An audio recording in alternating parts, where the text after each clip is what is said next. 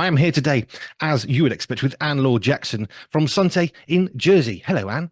Hello, lovely to see you. Now, we were talking about your centre, and I think we sort of referenced it a bit.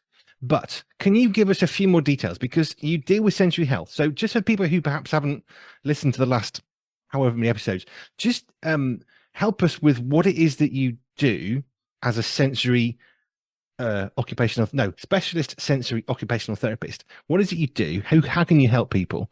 But also, where does the centre fit into what it is that you do? Yeah, so as a sensory specialist, I help people, I equip others online through the stuff that I have to assess the sensory needs of an individual, whether that be the child, an adult, an older person.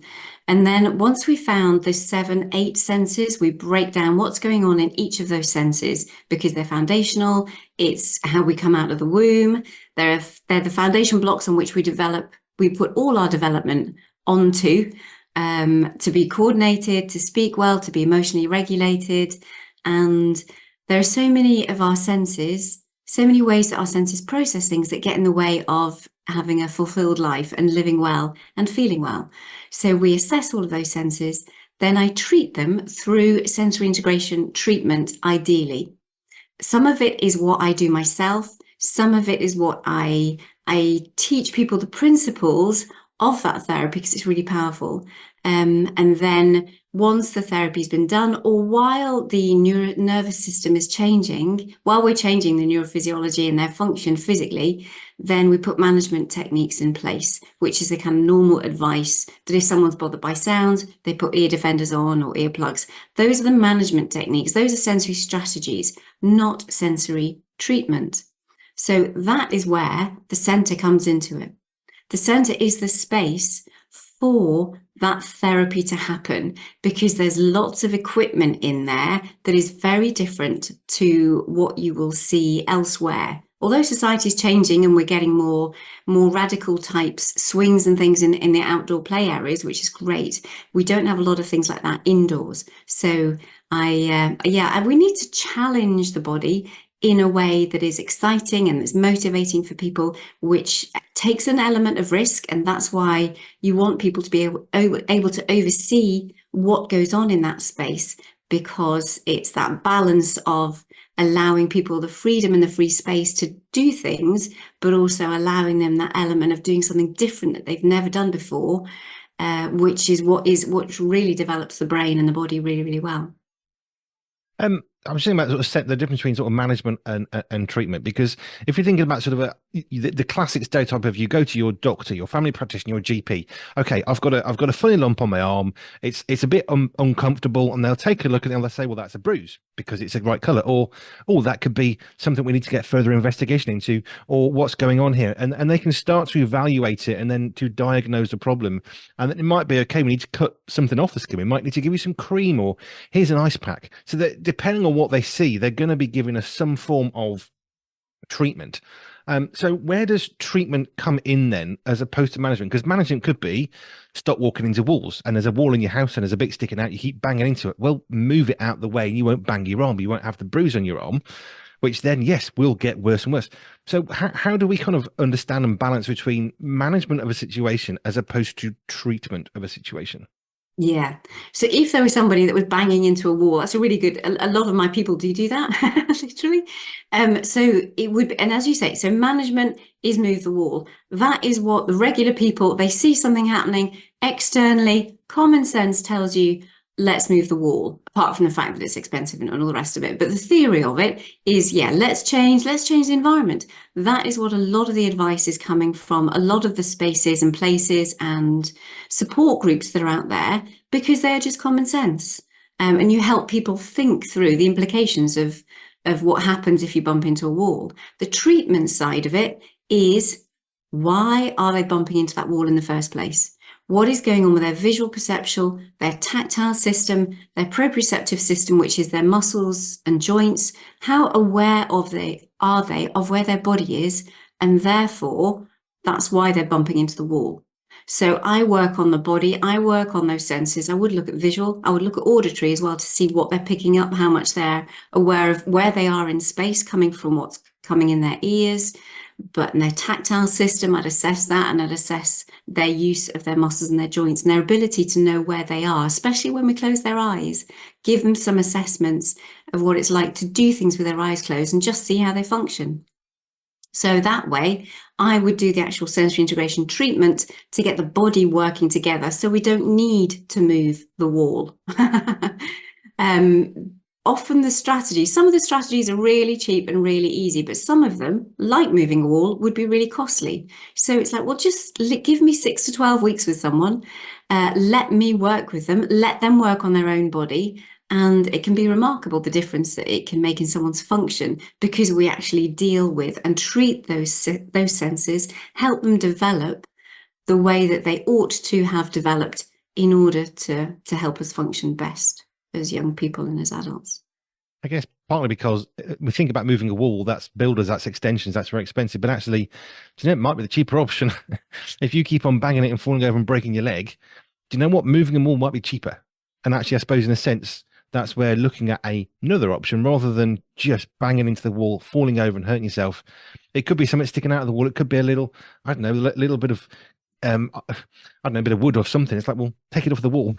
Okay, it might look a bit messy at first, but your arm won't be bruised all the time, and actually that would be an improvement. Yeah, we could also use other strategies. Well, does it look like, do we not have that highlight? Do we need to color it for the visual sense? So maybe we would need to put like a red marker on the side. It's like people walking into glass doors. It's just like, do we not recognize that actually people can't see that that's a door that's really painful? Anybody who's walked into a glass door knows. So we've realized we need to put visual strips, some opaque things. And if people are still banging into walls, we need to change the color and make it really obvious that this is a pane of glass. Please do not walk into me. So we can use different strategies, or if they walk closer to something, then there's a little pad and there's a noise that goes off to say, okay, you're coming near the bit where the wall is. We could use all those other different sensory strategies to help stop someone bumping into the wall. I used to work for a retail shop many years ago, and we had a full height glass door. It had like a metal surround. It wasn't perfectly glass, but we would frequently, at least twice a week, which to me was very frequent, someone would just march straight into the door, bounce off it, and fall on the floor. Now, because it's not just glass, it was very strong. It was double glazed, so they're not going to break it unless they really run at it. And so we would put a little poster smack in the sort of, eye height-ish big poster. And we were told off, oh, you can't do that. That's ruining the image of the shop. It looks ugly. And we would say, we kind of don't care, because a slightly ugly door is better. I mean, not even than the lawsuit. It's better than someone being hurt unnecessarily. Just stick a poster on the window. Problem solved. It's so hard when you think aesthetically, I totally get it. Aesthetically, it looks gorgeous. I'm a big glass girl. I love glass all over the place, but not in a space where someone's going to walk into it. I don't know why we don't compute that, because it's all over the place. I'm so glad you did. Well done, you. Well, it was just one of those. Everyone says, "Oh, it's the lawsuit." I said, I'm not. If it's a lawsuit, it's not me personally anyway. I don't really care. Actually, I'm more interested in the fact that somebody's walking into a door. I mean, aside from any pride and whatever, and my pride's been hurt, they could seriously injure themselves. And what if they actually, the glass does smash? Now, it's just the ramifications and the consequences of not sticking a poster at eye level, which ruins the aesthetics of the door, but actually protects people from serious harm. And mentally, because if you've done that, all of a sudden you really doubt who you are and how you are, because you can't trust. A lot of my people can't trust their bodies. They're very cautious. They're very anxious. They're quite scared of a lot of things, because for good reason they can't trust their own body. That's a real trust issue, that all of a sudden you could see clearly, you're normally functioning really well, and you've had this massive trauma. You bump into something that you're not aware of. If people are on their phones, there's a reason why they bump into a lamppost, because they're on the phones. That's different. They're just being silly. It's just being distracted, and that's what happens.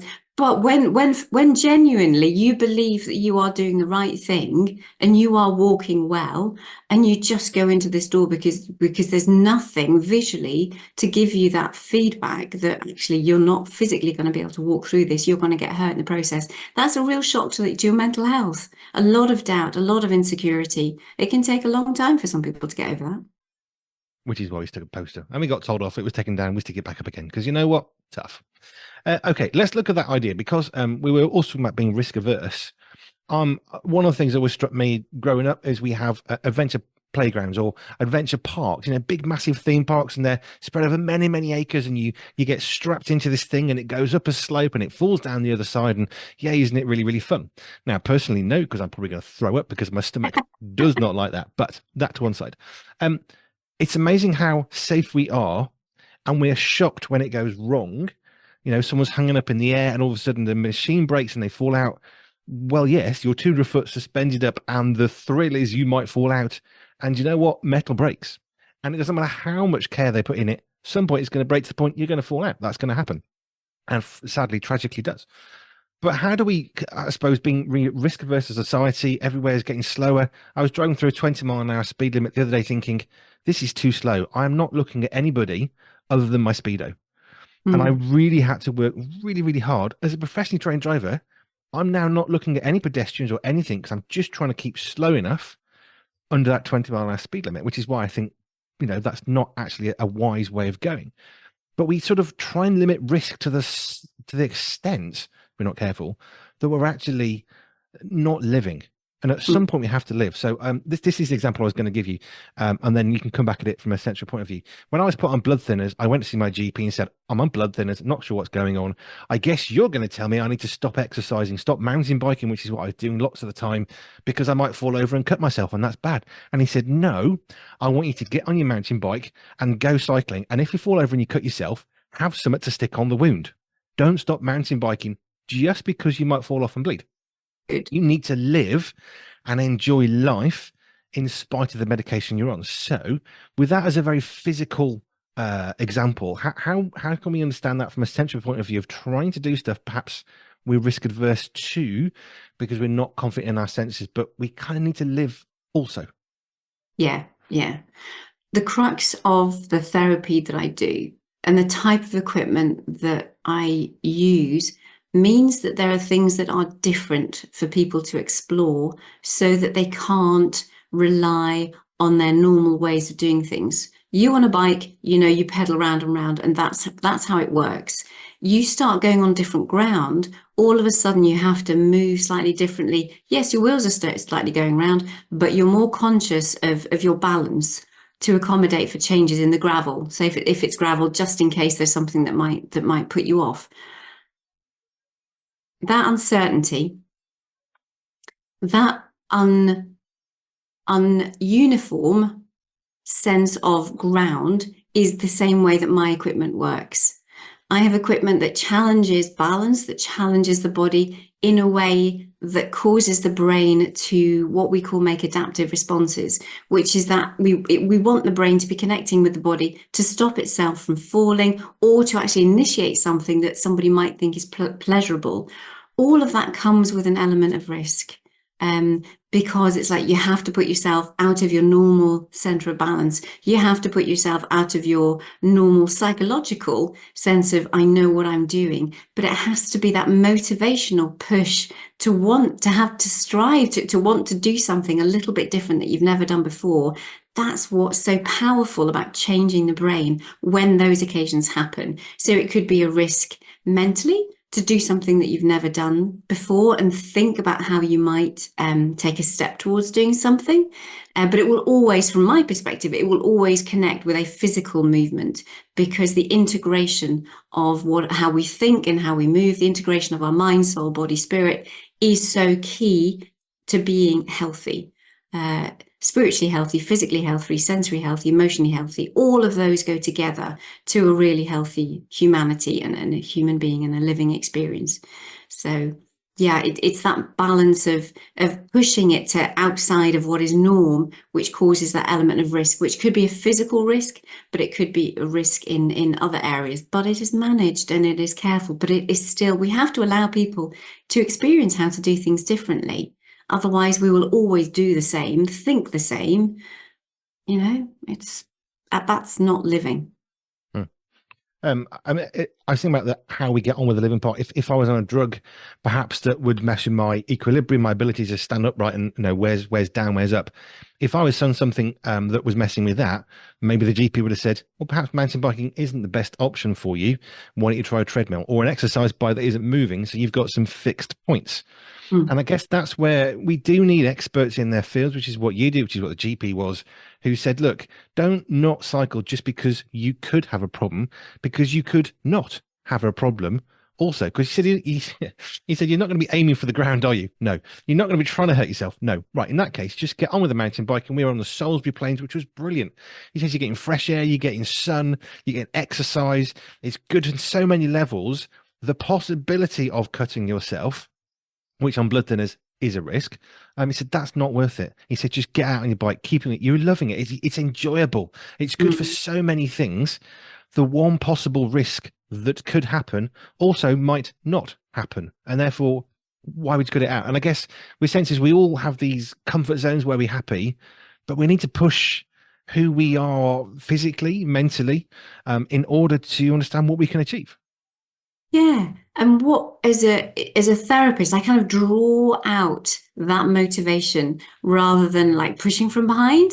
Push is an interesting word. That's an interesting concept as to how we work it and what it means. And it's great in certain circumstances.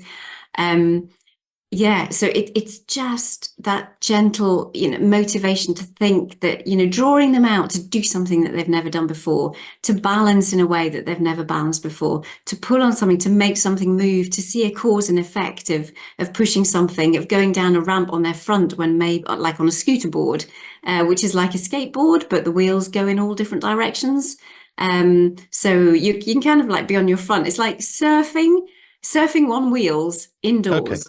Does that make sense? Yeah, So if yeah. you're paddling through the surf, you actually paddle on the ground instead. You've got wheels that will go in all directions, and you can kind of like paddle around the room. That is a lovely thing. All of a sudden, I ask them or I show them there's a ramp there that they can actually put their scooter board on, and they can actually go down it on their front, making sure that yes, I don't have a glass wall at the end of it, that I have padding there, that I have other things that they will be safe when they land, should they go down more fast than they expected to, so they can't control it.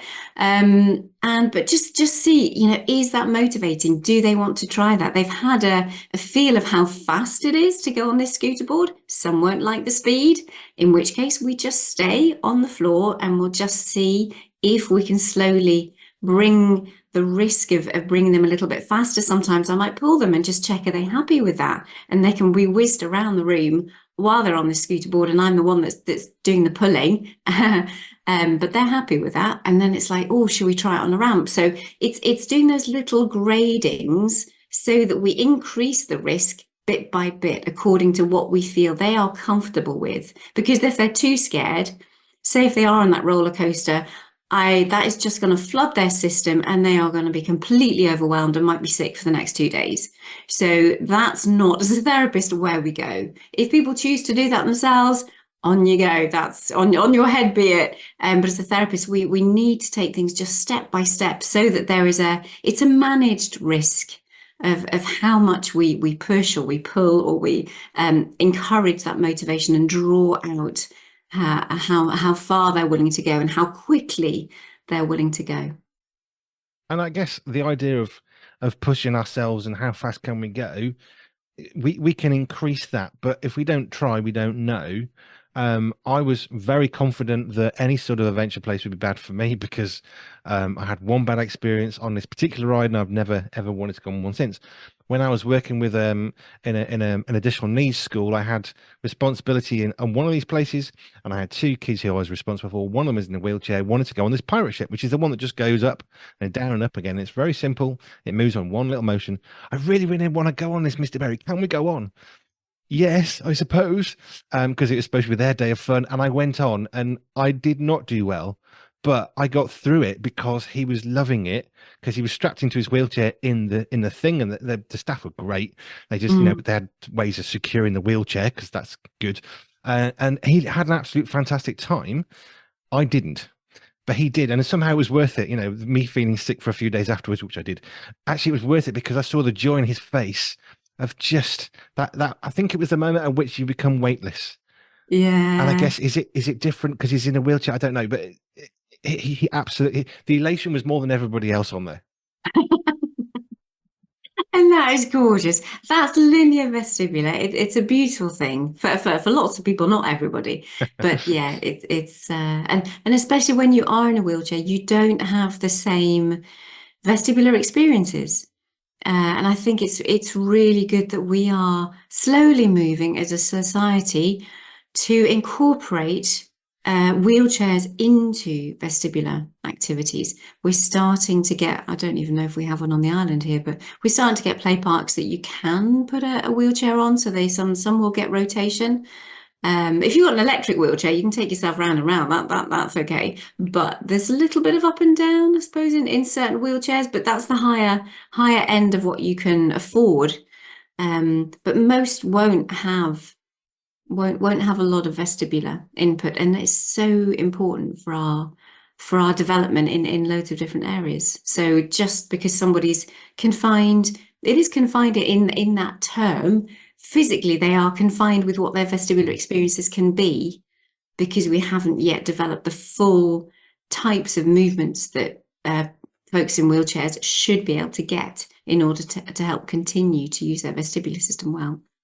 I know we spoke in the past about a difference between younger and older people. I mean, I'm guessing somewhere in the teens it changes where you might be on a roundabout and you're spinning around, and as a child it's great, and as a 25-year-old now you're throwing up because your body can't cope. So we know that there are going to be changes. But is there a difference, you think, between men and women or boys and girls when it comes to challenging our, I suppose, safety, pushing those risk zones? Is because okay, the analogy in my head is lads. The stereotype is lads love to do this stuff that's dangerous. They get on a bike, they go down a hill, and they don't think about the wall at the bottom. They just want to go down the hill. Is there a difference in how we're made that boys and girls, or men and women, do we view this differently? That's fascinating because I know that I am not a what be classed as a typical, because I was the one that was encouraging the boys to do things, my own children, and it was just like, so I never said careful. And yet I knew that other family members who are female would say, "Oh, careful." I'm like, why are you saying no careful? I don't get it. And that wasn't. I mean, I was a young therapist at that point, so it wasn't as if I was well. It just was who I was, and I've always been, yeah, more of a risk taker, more of an optimist, more of a faith, just all of those things. It's interesting how that all comes together as well.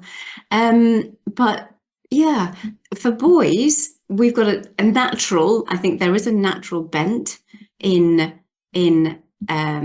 I was going to say the male species, I don't know how to describe it, just in men and boys generally, but also because their systems need a lot more, I think, of vestibular proprioceptive input, because the actual mass of masculinity, ooh, that's an interesting one. The mass of masculinity is higher. So there is more input that is needed to develop a male body. The intensity of everything is higher. Whereas I think girls, there's less of us. There does seem to be something that there is on a typical basis that we don't need quite as much input, and therefore we would also think it's easier for us to think ahead because we're already genuinely a little bit more integrated than boys growing up. So we would think, oh, maybe that's not a good idea. You need to make sure that there's something at the end of that, down the bottom of the hill, because actually you're going to hurt yourself. And we all of that's there. But the boys are still in that, oh, this feels really good. This is great sensory input, really physical, lots of vestibular input going really fast or spinning or upside down, or, that thrill seeking is massively sensory. And it just helps boys feel good and who they are. Then you've got the whole bravado, and then you've got all the other emotional, social things that go on with masculinity. But I think there is a difference. There is a difference sensory wise, and I think a lot of it is that the girls don't generally need as much input as the boys do, because the mass of boys is different. So That was interesting. That was not the answer I thought you'd give at all. That was really fascinating. I just see this thing of lads like charging down a hill. I remember doing it in the thrill. Now, I'm tend to be probably more risk averse. And when I got my lads on mountain bikes jumping off a little tiny wall. Joe was quite shocked that I was even doing that. But it's sort of the thing I think, well, what if they fall, we break the bike, they hurt themselves? That would be where my brain goes, stay at home dad for so many years. So she was quite surprised that I had this one day when I was like, great, let's get a mountain bike and jump off a little wall. Okay, we increased the danger levels as we went, but it was good fun. And actually, boys loved it. Mm. And Joe didn't fancy trying it. Well, that's the thing. It's just like, yeah, I wouldn't have done half the things and I still wouldn't. I'm happy for others to do it. It's just like, no, I'm not going to do that. That does not bring me pleasure. But yeah, I'll be there cheering you on, but you go for it. absolutely. Right. Yeah, I love how we never know what we're going to talk about, really. There's no scripting here. I've got some ideas and stuff. We don't even touch those. And today we've covered the idea of taking risk. Is there a difference between genders? Yes, there seems to be some typical differences. And we've looked at things like, how do we not be risk averse? How do we actually look at being risk averse? What can we do to our lives to make lives more interesting and to challenge ourselves, which is a good thing because we are Mm. made and designed to do amazing things, are we not? We are. Oh, go for it. Let's live life. We need to come alive. If you are not feeling alive, if you are not living life to the full, then there's something amiss. And start with the senses. Go for an sensory experience that you've never had before within certain boundaries. That yeah, that will just make you feel alive and make you feel good. It is good. Right. If you want more information on Anne Laure Jackson, how you can connect with her and have help from her if you're struggling with your senses or maybe your loved one is, you can find out more at our website. It links to her for you, which is pure247radio.org, pure247radio.org/ALJ for Anne Laure Jackson. Brilliant. Thanks, Thank Sam. you, Anne. We'll see you again next time. Bye.